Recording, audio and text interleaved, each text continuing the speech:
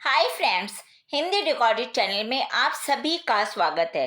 दोस्तों, आज के अध्याय में हम मुंशी प्रेमचंद द्वारा रचित कहानी पूस की रात के गद्यांश के कृषक समाज के त्रासदीपूर्ण जीवन से संबंधित रचना कौशल पर चर्चा करेंगे। इस कहानी की मूल संवेदना ही भारत के गरीब किसान की व्यथा को व्यक्त करती है। किसान किस प्रकार जी तोड़ मेहनत करने के बाद भी अपनी रोजमर्रा की जरूरतों को पूरा नहीं कर पाता। इसी इसी बात को लेकर प्रेमचंद ने अपनी कहानी में इस किसानों की जो दुर्दशा है, किसानों का जो दर्द भरा जीवन है कि वो किस प्रकार जी तोड़ मेहनत करते हैं और उसके बाद भी उन्हें खाने को ढंग से रोटी नहीं मिलती, सोने को सर्दियों में उन्हें बिस्तर नहीं मिलता, पहनने को गर्म कपड़ा, गर्मियों में पहनने को कपड़ा, कुछ भी वो अपनी जरूरतें पूरी नहीं कर पाते हैं। और जो दूसरा गद्यांश है वो कृष्णा सोपती द्वारा रचित सिक्का बदल गया कहानी से लिया गया है, जिसमें हम मूल्य परिवर्तन की त्रासदी को व्यक्त करेंगे कि किस प्रकार समय बदल जाता है और अपने अपने नहीं रहते। इस कहानी में जो ये सिक्का शब्द है मूल्यों, संबंधों और विश्वास को दर्शाता है। तो चलिए दोस्तों, शुरू करते हैं आज का अध्याय और जानते हैं कहानी पूस की रात और सिक्का बदल गया के एक एक गद्यांश के रचना कौशल के विषय में। पहला गद्यांश मैं पढ़ रही हूँ, जिसे हमने लिया है पूस की एक रात की रात कहानी से। हल्कू ने हाथ निकालकर जबरा की ठंडी पीठ सहलाते हुए कहा। क्या कहा? कल से मत आना मेरे साथ, नहीं तो ठंडे हो जाओगे। यह रांड पछुआ न जाने कहां से बर्फ लिए आ रही है। उठूं फिर एक चिलम भरूं, किसी तरह रात तो कटे। 8 चिलम तो पी चुका। यह खेती का मजा है और एक एक भगवान से ऐसे पड़े हैं जिनके पास जाड़ा जाए तो गर्मी घबरा कर भागे। मोटे गद्दे, लिहाफ, कंबल, मजाल है कि जाड़े का गुजर हो जाए। तकदीर की खूबी है, मजूरी हम करें, मजा दूसरे लूटे। तो दोस्तों, इसमें हमें बताना है, जो रचना कौशल लिखना है वो कृषक समाज की त्रासदी को व्यक्त करना है। अभी हमने जो ये गद्यांश पढ़ा, इसको पढ़ने से ही हमें समझ में आ गया कि किस प्रकार जो वो हल्कू है वो एक गरीब किसान है और सर्दियों में रात को सोने के लिए उसके पास बिस्तर नहीं है, सर्दियों में अपना तन ढकने के लिए कपड़ा नहीं है, इसलिए वो इस सर्दी से बचने के लिए चिलम पर चिलम पी रहा है और सोच रहा है कि इस दुनिया में ऐसे कितने लोग हैं जिनके पास मोटे मोटे गद्दे, कंबल, लिहाफ, रजाई सब कुछ है, उनके पास सर्दी पास भी नहीं फटकती, सर्दियों में भी उन्हें शायद गर्मी महसूस होती है। और हम दिन भर जो मेहनत करते हैं उसके बाद भी जब हम अपनी इन्हीं जरूरतों को पूरा नहीं कर पाते तो ये क्या सिर्फ हमारी तकदीर है या भगवान का लिखा है, क्या है? तो चलिए दोस्तों, इसके रचना कौशल के विषय में जानते हैं। जो अभी हमने पंक्तियां पढ़ी है प्रेमचंद की कहानी पूस की रात से अवतरित है और इन पंक्तियों के माध्यम से लेखक ने कृषक समाज की त्रासदी व्यक्त की है, उनका दुख से भरा जीवन बताया है। वे कहते हैं कि किस प्रकार खेती और खेती के कार्य को सर्वोत्तम वृत्ति मानने वाले, खेती से 24 घंटे खेती करने वाले उन किसानों की दुर्दशा होती है। वो क्या करते हैं? किसान दिन रात मेहनत तो करते हैं, धूप में अपना पसीना बहाते हैं और पूरा साल वो सिर्फ जी तोड़, हड्डी तोड़ मेहनत करते हैं। और लेकिन इस हड्डी तोड़, जी तोड़ मेहनत के बदले उन्हें क्या फल मिलता है?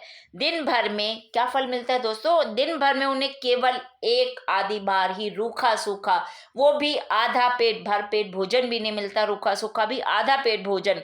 शरीर ढकने के लिए उनके पास कपड़ा नहीं होता। सर्दी गर्मी से बचने के लिए, सर्दियों में बचने के लिए पर्याप्त गर्म वस्त्र नहीं होते हैं।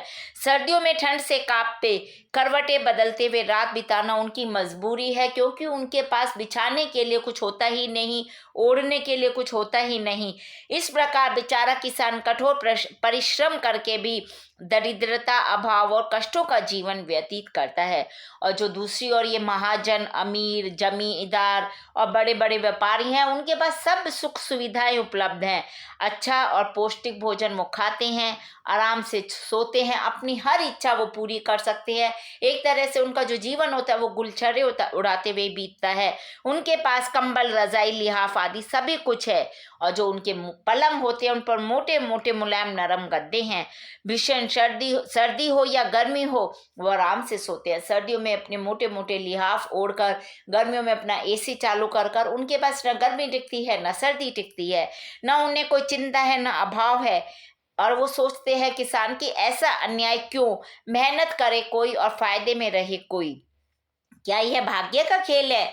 नहीं, यह अन्याय है, भगवान का गरीबों के साथ क्रूर मजाक। परिश्रम का फल तो किसान को मिलना चाहिए, क्योंकि दिन रात वह अपने शरीर को घिसता है, मेहनत करता है, तब जाकर वो इतनी मेहनत करने के बाद भी अपनी जरूरतें पूरी नहीं कर पाता। लेकिन जो क्यों नहीं कर पाता? क्योंकि जो वो मेहनत करता है उसका जो लाभ होता है वो बिचौलिए, महाजन और व्यापारियों और या एजेंटों को मिल जाता है। तो वो सोचता है कि ऐसा नहीं होना चाहिए, हम जो मेहनत करते हैं उसका लाभ हमें मिलना चाहिए। अब दोस्तों, जो हम दूसरा गद्यांश में पढ़ने जा रही हूँ इसे हमने लिया कृष्णा सोपती द्वारा रचित कहानी सिक्का बदल गया। चलिए गद्यांश पढ़ते हैं। शहानी का घर से निकलना छोटी सी बात नहीं।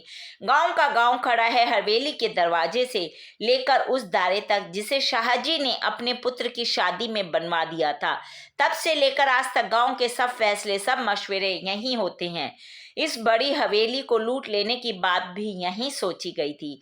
यह नहीं कि शहानी कुछ ना जानती हो, वह जानकर भी अनजान बनी रही। उसने कभी बैर नहीं जाना, किसी का बुरा नहीं किया।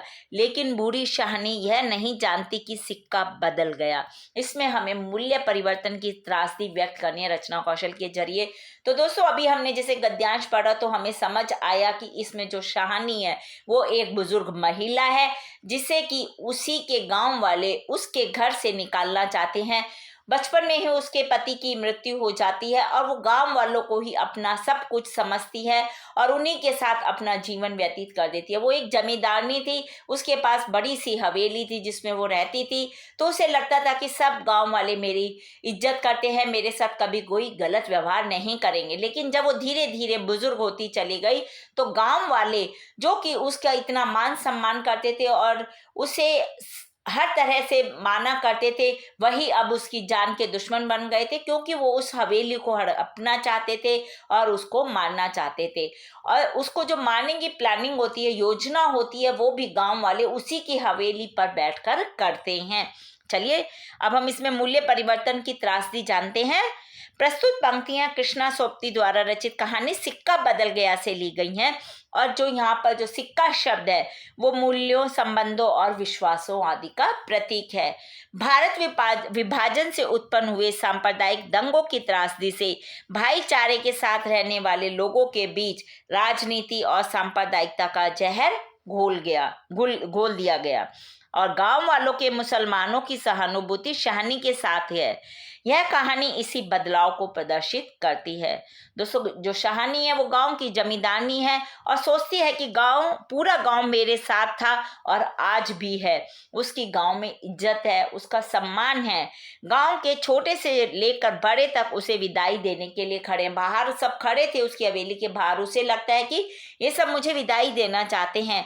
पूरे गांव के स्त्री पुरुष हवेली के दरवाजे से लेकर उस दौर तक खड़े थे जिसे शाहजी ने अपने पुत्र की शादी के अवसर पर बनवाया था।